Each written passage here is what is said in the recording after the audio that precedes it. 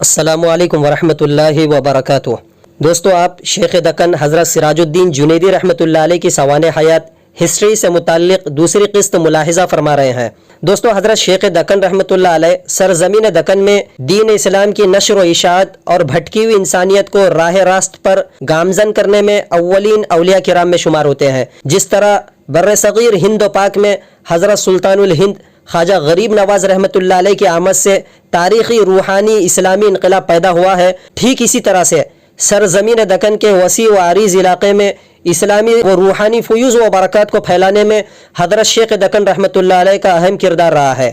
علاقہ دکن میں آپ ہی کے روحانی فیوز و برکات کے ذریعے خود مختار اسلامی سلطنت قائم ہوئی اور دکن کے ان علاقوں میں 400 سالہ طویل اقتدار مسلمانوں کو حاصل ہوا۔ حضرت شیخ دکن رحمۃ اللہ علیہ کا فیضان کرم سے بانی سلطنت بہمنیہ علاؤ الدین حسن گنگو بہمنی سے لے کر آخری بہمنی سلطان شاہ کلیم اللہ بہمنی تک 16 سلاطین بہمنیہ نے 180 سالہ طویل عرصہ حکمرانی کی۔ بعد اس کے کہ سلطنت بہمنیہ 5 تاریخی حکومتوں میں بدل گئی، لیکن جتنے حکمراں بعد میں بھی ہوئے ہیں وہ سب حضرت شیخ دکن رحمۃ اللہ علیہ کے فیوز و برکات ہی کی وجہ سے ہے۔ سلاطین بہمنیہ کا تخت و تاج، سلطنت و اقتدار حضرت شیخ دکن رحمۃ اللہ علیہ کے دم قدم اور فیضان کرم سے قائم ہوا، اور حضرت شیخ دکن رحمۃ اللہ علیہ نے بہمنیوں کی سلطنت کو اپنے تصرف روحانی کے ذریعے استحکام بخشا۔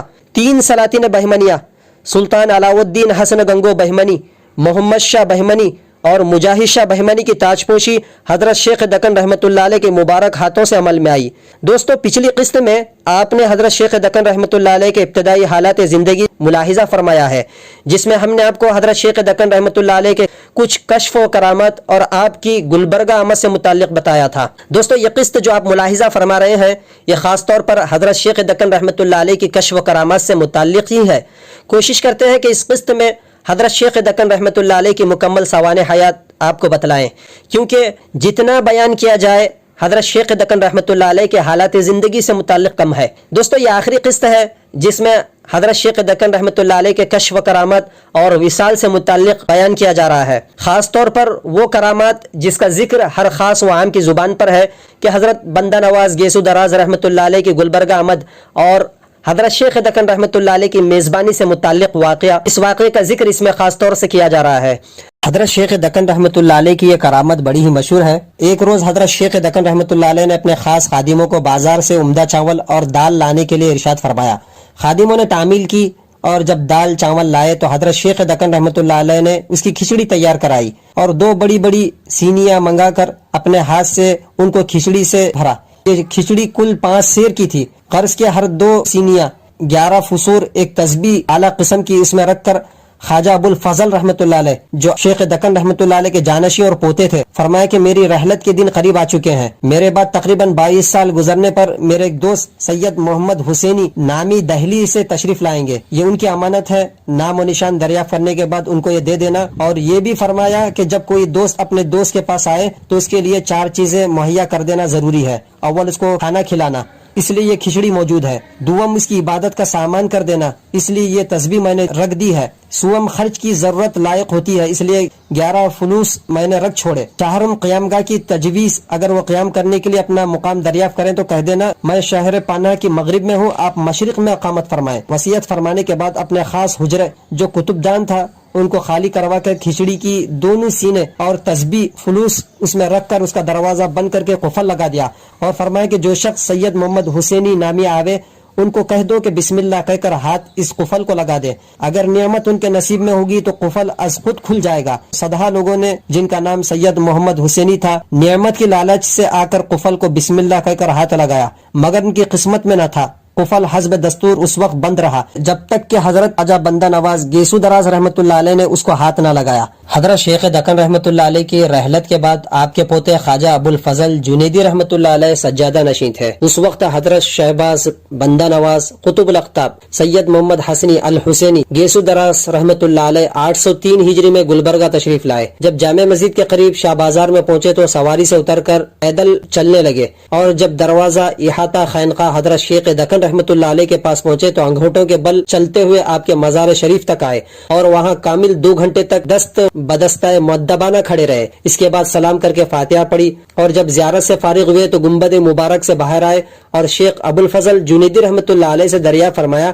کہ آپ کے جد بزرگوار آپ کے دادا نے میری نعمت و بخشش کہاں رکھی ہے؟ آپ نے حضرت خواجہ بندہ نواز رحمۃ اللہ علیہ کو وہ طاق جس میں نعمت بند تھی بتایا اور فرمایا کہ بسم اللہ کہہ کر اس قفل کو ہاتھ لگائیے. اگر نعمت آپ کے حصے کی ہے تو قفل خود بخود گر جائے گا. حضرت خواجہ بندہ نواز رحمۃ اللہ علیہ نے اسی طرح عمل کیا. ہاتھ کے لگتے ہی قفل گر پڑا. آپ نے طاقچہ کھول کر دیکھا 2 خوان گرم گرم کھچڑی سے بھرے ہوئے اور 1 تسبیح اور 11 فلوس رکھے ہوئے ہیں. حضرت خواجہ بندہ نواز رحمۃ اللہ علیہ نے ان سب کو لے کر گنبد کے باہر تشریف لائے اور درخت کے نیچے اسی چبوترے پر جہاں حضرت شیخ دکن رحمۃ اللہ علیہ تشریف رکھتے تھے جا کر بیٹھ گئے اور دونوں سینیوں میں جس قدر کھچڑی تھی سب نوش فرما کر خالی سینیاں اپنے معزز و منظور نظر خلفاء کے حوالے کی جنہوں نے ان کو دھو کر پی لیا اور عرض کی کہ کھچڑی کے ہم بھی اور صاحبزادے شاہ محمد اکبر حسینی و شاہ محمد اصغر حسینی بھی امیدوار تھے. حضرت خواجہ بندہ نواز رحمۃ اللہ علیہ نے فرمایا یہ میرا ہی حق تھا کہ اس کھانے کو ہضم کیا. تم اس کا ایک دانہ کھا کر بھی ہضم نہیں کر سکتے.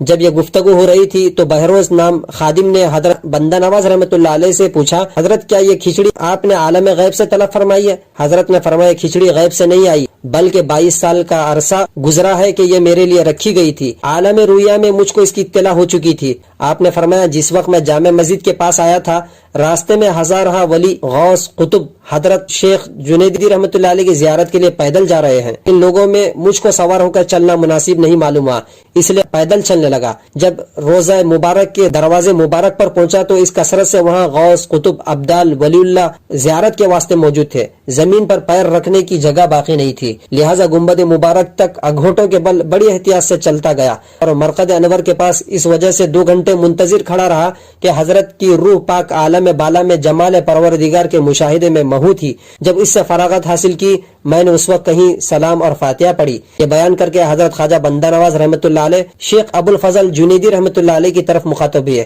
اور اپنا پیراہن کرتا اتار کر فرمایا حضرت شیخ صاحب مجھ سے مصر ہے کہ یہ آپ کو دے دیا جائے لہٰذا بابا ابو الفضل یہ لے لو. حضرت خواجہ بندہ نواز رحمۃ اللہ علیہ نے اپنا پیراہن پہنا کر اپنا دست مبارک آپ کی آنکھوں پر رکھا اور دعا فرمائی کہ الہی ان کے چشم ظاہر و باطن کو روشن کر. اسی وقت بفضل تعالی آپ کو امور باطنی سے کامل واقفیت حاصل ہو گئی. اس کے بعد حضرت خواجہ بندہ نواز رحمۃ اللہ علیہ نے اپنا عصا حضرت شیخ ابو الفضل رحمۃ اللہ علیہ کو عطا کیا اور فرمایا کہ بابا ابو الفضل یہ امانت ہماری تم اپنے پاس رکھو. جو شخص بیعت کے ارادے سے تمہارے مکان پر آئے تو سلسلہ چشتیہ کی بیعت سے محروم نہ جائے. حضرت خواجہ بندہ نواز رحمۃ اللہ علیہ نے شیخ ابو الفضل کو خلافت و اجازت مرحمت فرمائی. دریافت کیا کہ حضرت شیخ رحمۃ اللہ علیہ نے میرے قیام کے لیے کون سی جگہ مقرر فرمائی ہے؟ حضرت شیخ ابو الفضل رحمۃ اللہ علیہ نے فرمایا کہ میں مغرب میں ہوں مشرق کی طرف آپ سکونت اختیار فرمائے. اس حکم سے آگاہ ہونے کے بعد حضرت خواجہ صاحب رحمۃ اللہ علیہ وہاں سے روانہ ہوئے اور حضرت شیخ کے مزار مبارک پر آ کر دوبارہ فاتحہ پڑھی. وہاں سے خانقاہ میں جہاں آپ کے ٹھہرنے کے لیے بادشاہ وقت کی جانب سے انتظام کیا گیا تھا جا کر اقامت اختیار کی.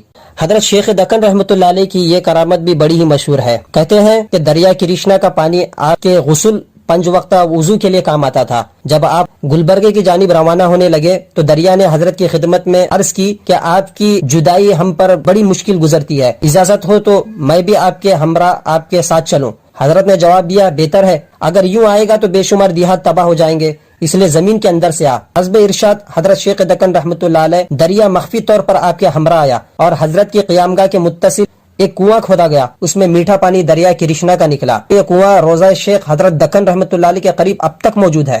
جس وقت دریا کرشنا میں نیا پانی آتا ہے تو اس کنویں میں پانی کا رنگ مٹیالہ ہو جاتا ہے. یہ کیفیت جب اورنگزیب عالمگیر بادشاہ گلبرگہ آئے تو ان کو معلوم ہی بہت حیران ہوئے اور اس کی تحقیقات کی غرض سے دریا کرشنا کا پانی طلب کر کے اس پانی کے ساتھ وزن کیا اور دونوں کو دیکھنے لگے تو دونوں پانی کو ہم وزن اور برابر پایا. اس کے علاوہ اور مبصرین نے بھی حال ہی میں کیمیائی تحقیقات سے اس کی تصدیق کی ہے کہ حضرت کی اس کرامت کا ظہور اب تک یہاں بدستور جاری ہے.